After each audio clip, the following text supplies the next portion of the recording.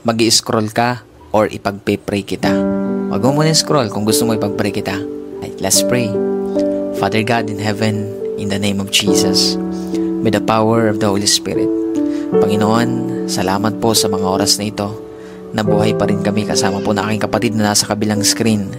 Lord, hindi po aksidente na pinili niya na manalangin, Panginoon, kasama ko, Lord God, sa mga sandaling ito. Hindi siya nag-scroll, Panginoon. Lord God, hindi po aksidente na pinapakinggan niya ngayon, Panginoon, ang panalangin ito. Kaya dalangin ko, Panginoon, ano man yung mga bagay na tinatago ng taong ito, ng mga nararamdaman niya, Panginoon, O God, mga kabigatan na yan, na sinasarili niya, Panginoon. Tulungan niyo po siya, Lord. Panginoon, bigyan mo siya ng lakas na galing po sa inyo. Tulungan mo siya, Panginoon, na magtiwala sa inyo at isuko lahat-lahat, Panginoon.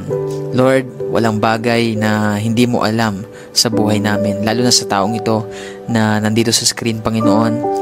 Alam mo, Lord, kung paano siya nasasaktan. Alam mo, Lord, yung kanyang mga pagluha. Alam mo, Panginoon, yung kanya pong karamdaman. Alam mo yung kanyang suffering, Panginoon. Lahat yan ay nalalaman mo, Panginoon.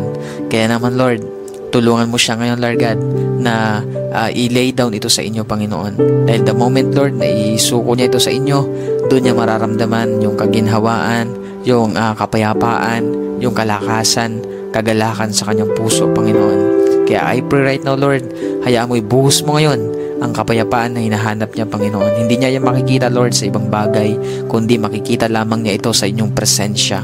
Kaya lukuban mo siya, Panginoon, ng inyong presensya sa mga oras na ito. Dalangin ko po, Lord, na maramdaman niya ang pagyakap mo na napakahigpit, Panginoon. Kaya mo, Lord, sa pagyakap mo, makita niya, Lord, maranasan niya, Panginoon, ang inyong pong pagkilos, makita niya, Lord, na may binabago ka sa kanyang buhay, maging sa kanya pong sitwasyon. Maraming salamat, Panginoon. Hayaan mo, Lord, magpakilala ka pa sa taong ito na nandito sa screen, Panginoon.